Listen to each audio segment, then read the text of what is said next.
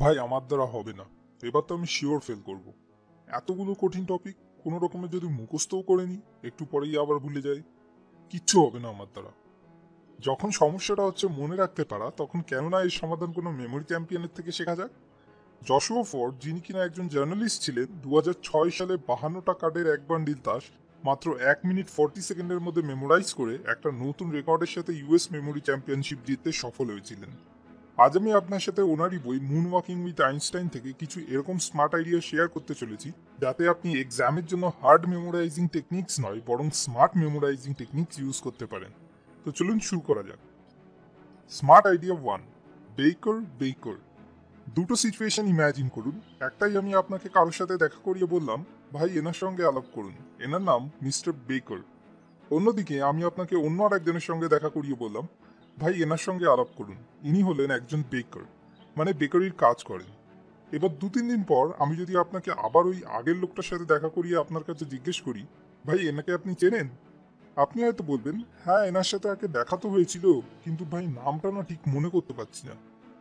অন্যদিকে যদি দ্বিতীয় লোকটার সাথে 2-3 দিন পর আবার দেখা করাই আর আপনাকে ওই একই প্রশ্ন করি, ভাই এনাকে আপনি চেনেন? তো সম্ভাবনা আছে আপনি হয়তো বলবেন, আরে হ্যাঁ এনাকে তো আমি চিনি, ইনি তো একজন বেকার। তাহলে এরকম কেন হয় যে একটাই ওয়ার্ড বেকার যখন নাম হিসাবে মনে রাখতে হয় তখন আমাদের মনে থাকে না, কিন্তু যখন অকুপেশন হিসাবে মনে রাখতে হয় তখন মনে থেকে যায়? এর কারণ হলো, কারোর নাম বেকার শোনার পর আমাদের মাথায় সেটার কোনো ছবি তৈরি হয় না, কিন্তু যখনই আমরা শুনি যে এই লোকটা বেকারির কাজ করে, তখন নানা রকম ছবি আমাদের মাথায় আসতে শুরু করে দেয়, যেমন পাউরুটি বা বিস্কুটের ছবি। তখন এই ছবিগুলোর সাথে আমরা ওই লোকটাকে লিঙ্ক করে দিই, মানে একটা অ্যাসোসিয়েশন তৈরি হয়, যেটা কিনা নামের ক্ষেত্রে তৈরি হওয়াটা একটু মুশকিল। এরকমই যখন আমরা কিছু এরকম টপিক পড়ি যেটার কোনো অ্যাসোসিয়েশন বানানো মুশকিল হয়ে যায়, তখন সেই টপিকগুলো মনে রাখাও আমাদের জন্য মুশকিল হয়ে যায়। এটাকে সহজ করার জন্য আমাদের শুধু একটু পরিশ্রম করে যতটা সম্ভব অ্যাসোসিয়েশন বানাতে হবে। যেমন বেকার নামটা মনে রাখার জন্য যদি আপনি ওই মানুষটাকে দেখে এটা ইম্যাজিন করতে শুরু করেন যে মনে হয় এই লোকটা ছোটবেলায় অনেক পাউরুটি খেতে ভালোবাসতো, এই জন্য ওনার মা বাবা ওনার নাম বেকার রেখে দিয়েছে। এতে কি হবে, ওই মানুষটার নামের সাথে একটা ইমোশন অ্যাসোসিয়েট হয়ে যাবে, যার ফলে ওই মানুষটাকে দেখলেই এই গল্পটা আপনার মনে পড়ে যাবে আর আপনি খুব সহজেই ওনার নাম মনে করতে পারবেন। Smart idea 2, chunking. যদি আমায় এখনই তাড়াতাড়ি এই ডিজিটগুলোকে মনে করতে হয়, তাহলে আমার জন্য সেটা বেশ মুশকিল ব্যাপার হবে, বেশ কিছুক্ষণ সময় লাগবে। কিন্তু এই ডিজিটগুলোই যদি আমি চাঙ্ক বানিয়ে, মানে ভেঙে ভেঙে মনে রাখার চেষ্টা করি, তো খুব সহজেই মনে থেকে যাবে। যেমন এর মধ্যে ফার্স্ট ডেটটা হলো আমার নিজের জন্মদিন, আর সেকেন্ড ডেটটা হলো 16টা ডিজিট এক মুহূর্তে মুখস্থ হয়ে গেল, যেখানে কিনা হিউম্যান ব্রেনের ক্যাপাসিটি হলো at a time maximum 7 ± 2 words memorise করতে পারা।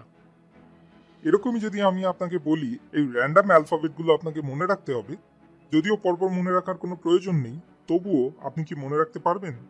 আমার মনে হয় পারবেন না। কিন্তু যদি একটু মন দিয়ে দেখেন তাহলে দেখতে পাবেন এই অ্যালফাবেটসগুলো কম্বিনেশন হলো আই লাভ ইউ টু এই সেন্টেন্সের। এবার বলুন এই অ্যালফাবেটগুলো কি আপনি মনে রাখতে পারবেন? Smart idea 3, memory palace. এই লিস্টটাকে মন দিয়ে দেখে নিন, এটা আপনাকে মনে রাখতে হবে।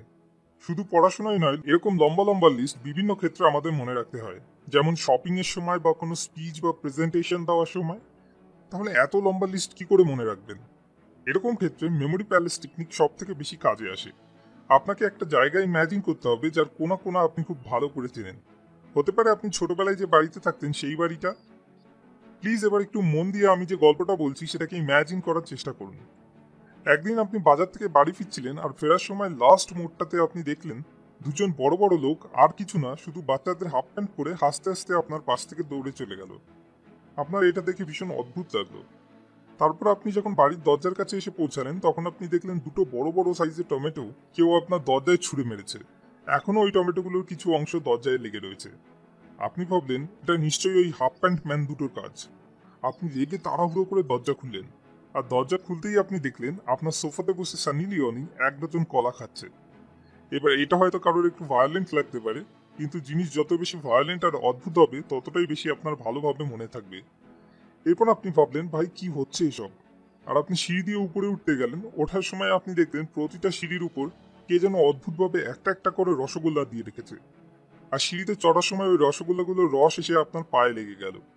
তো আপনি সিঁড়ি দিয়ে উপরে উঠেই পা ধোয়ার জন্য সোজা বাথরুমে গেলেন। সেখানে আপনি দেখলেন একটা বড় টিকটিকি আপনার সাবান কামড়ে কামড়ে খাচ্ছে। তো আপনি কালো হিট নিলেন আর স্প্রে করে ওই টিকটিকিটাকে কোনো রকমে তাড়ালেন, কিন্তু আপনার এত ঘেন্না লেগে গেল যে আপনি সাবানটাতে আর হাতও লাগালেন না। আপনি টয়লেট ক্লিনার দিয়ে পা ধুয়ে নিলেন। তারপর আপনি পা মোছার জন্য টাওয়াল নিতে গিয়ে দেখলেন আপনার ওয়াইফ আগে থেকেই ওই টাওয়াল পরে খাবার বানাচ্ছে। তো এটা দেখে আপনি দেখতে গেলেন যে এত কিসের তাড়া ছিল যে টাওয়াল পরেই খাবার বানাতে লেগে গেল। আপনি কাছে গিয়ে দেখলেন আপনার ওয়াইফ কড়াইয়ে 2টো ডিম নিয়ে জল ছাড়াই ওই ডিমগুলোকে সিদ্ধ করার চেষ্টা করছে। এরকম সময় ওই ডিম দুটো থেকে চিকেনের বদলে ডাইরেক্ট বড় বড় 2টো মাছ বেরিয়ে এলো, আর ওই মাছ দুটো তখনই সাইডে বেসিনের মধ্যে লাফ দিয়ে ড্রেনে চলে গেল। আর এই সিন দেখে সাইডে রাখা মূলো আর গাজর জোরে জোরে হাসতে লাগলো। তো তাদের চুপ করানোর জন্য আপনি ওদেরকে 2টো ক্যাডবেরি দিলেন খাওয়ার জন্য। এরপর এই সমস্ত উদ্ভট ঘটনায় বিরক্ত হয়ে আপনি সে ফ্রিজ থেকে পেপসি বার করলেন, আর পেপসি থা ইসলিয়ে পি গয়ে। কিন্তু কে জানে ওই পেপসিতে কি ছিল, পেপসিটা খেতেই আপনার নেশা হয়ে গেল আর ঘুম ঘুম আসতে শুরু করলো। এরপর আপনি একটা বড় কুশন নিয়ে, যেটার উপর লেখা ছিল ঘুমানো বারণ, সেটার উপরই ঘুমিয়ে পড়লেন। এবার এই ভিডিওটাকে পজ করুন আর চেষ্টা করে দেখুন এই 15টা আইটেমের মধ্যে কটা আইটেম আপনি মনে করতে পারছেন। আর হ্যাঁ, আমাদেরকেও কমেন্ট করে অবশ্যই জানাবেন। এখন এই সবকটা টেকনিক যদি আমি সামারাইজ করি তো কি পয়েন্টগুলো দাঁড়ায়? আমাদের ব্রেন ওয়ার্ডসে না পিকচারে ভাবে। এই জন্য কোনো জিনিসকে লং টাইম মনে রাখার জন্য আমাদের ওই জিনিসটার সঙ্গে কোনো ইমেজ বা ইমোশন লিঙ্ক করে অ্যাসোসিয়েশন বানাতে হয়, যাতে সহজে এই জিনিসটা অনেকদিন পর্যন্ত আমরা মনে রাখতে পারি। আপনার হয়তো শুনতে একটু অদ্ভুত লাগতে পারে, কিন্তু এই সব টেকনিকগুলো আজ থেকে প্রায় 2500 বছর আগে গ্রীসে আবিষ্কার করা হয়েছিল। কেননা যেহেতু তখন কোনো লেখার উপায় ছিল না, তাই তখনকার লোকেরা হিউম্যান মেমোরির উপরই বেশি নির্ভর করত। কিন্তু আজ কম্পিউটার, স্মার্টফোন, গুগল এই সব টেকনোলজির জন্য আমাদের মধ্যে বেশিরভাগ লোকই নিজের মেমোরি পাওয়ারের উপর এতটুকু মনোযোগ দেয় না। যেমন সক্রেটিস বলেছিলেন, writing will make people Dam.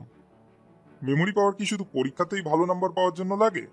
না, ইনফ্যাক্ট আমরা যেটাই তৈরি হয়েছি সেটা পুরোপুরি আমাদের মেমোরির জন্য। এখনই যদি আপনার ভেতর থেকে সব মেমোরি পুরোপুরিভাবে মুছে দেওয়া যায়, তো আপনি এতটুকুও জানবেন না যেটা আপনার নিজের বডি না অন্য কারোর। মেমোরি আমাদের জীবনের ডিসিশন, কোর ভ্যালুজ এই সব কিছুকে মেনটেন করে। একটা ভালো মেমোরি পাওয়ারের সাথে আমরা একটা ভালো জীবন লিড করতে পারি।